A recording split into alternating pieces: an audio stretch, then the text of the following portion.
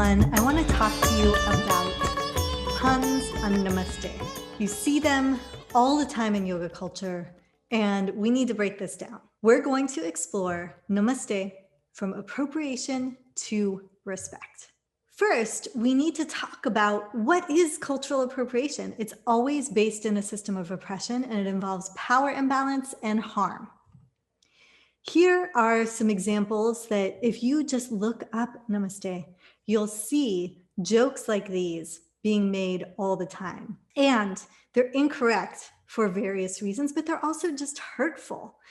One is it's mispronouncing Namaste, and it's pronouncing it like Namaste.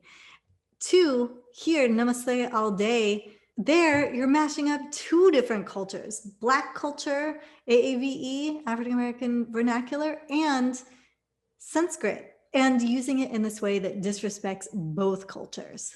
No, not cute, not funny, not cool. Namaste away from my pizza. I mean, it's ridiculous. It's inaccurate and disrespectful of a sacred greeting. So let's reflect. Pulling back for a moment, do you say Namaste and why? Are you honoring the culture and pronouncing it correctly? Are you attached to it? And is there another way to convey the same beauty, resonance, and wisdom? Now, we're going to explore a little bit how to close your asana class and also what Namaste is. It's become a signifier at the end of a yoga class and has a beautiful meaning. It has the connotation of reverence, adoration, saluting, and bowing. It also has within it the reference to the second person, to you. There is no I, as in I bow to you or I salute you. That literally is not found in Namaste. It's bow to you. It's focused on the person being greeted and saluted. It is a state or way of being, perhaps as diaphanous and aspirational a goal as yoga itself. So should you use Namaste to end a yoga class? Let's explore. At first, we don't want to use it as a pun or as a joke because Namaste or Namaskar are ways that traditionally I have greeted my elders. So they're ways I would greet my teachers, my yoga teachers in India, or my uncles and aunties, my family, where I'm wanting to convey respect. So it's a sacred word. It's a word where you bring the palms together at the heart in Anjali Mudra, and you bow and say, Namaste, I bow to you or bow to you. It conveys honor, respect, reverence. And so it's a part of our tradition and our culture that isn't there for others to make fun of or make jokes about. It's also, in my own personal experience, living in India and with my elders and family here, it's a greeting, not an ending.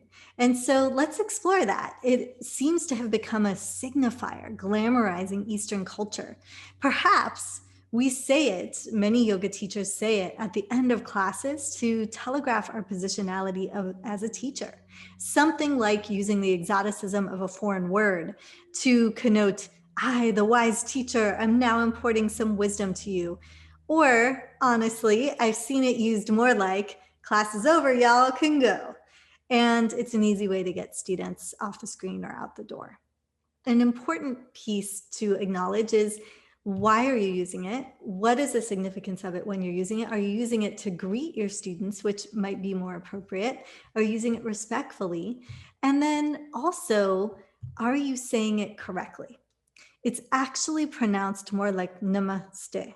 So the emphasis is on the second syllable by my Indian family and teachers. Now, there's a huge variation of pronunciation in India. There's 260 at least different languages spoken through the subcontinent.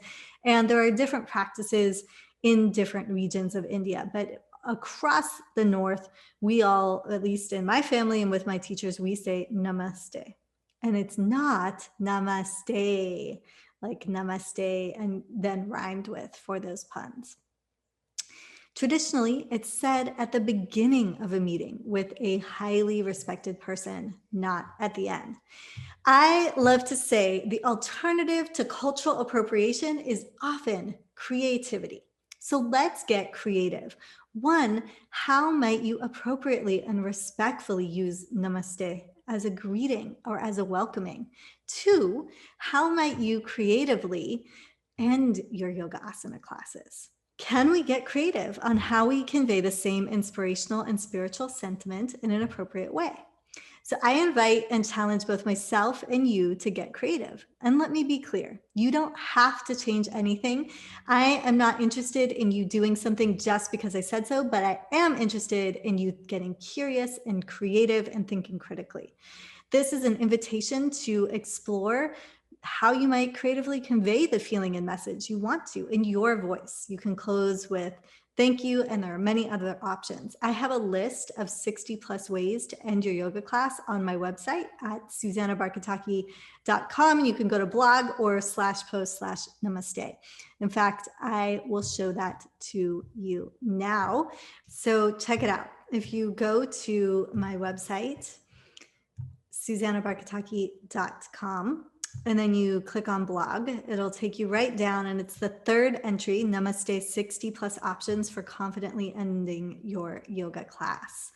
And you can read a little bit more where we break down the root of the word namaste. And then also I have for you 60 plus alternatives to saying namaste. And you get these 60 alternatives as soon as you enter your information into the box. This beautiful PDF is full of examples and options for you to explore to get creative. Like, may grace and peace be with you and all beings off your mat. Be in peace.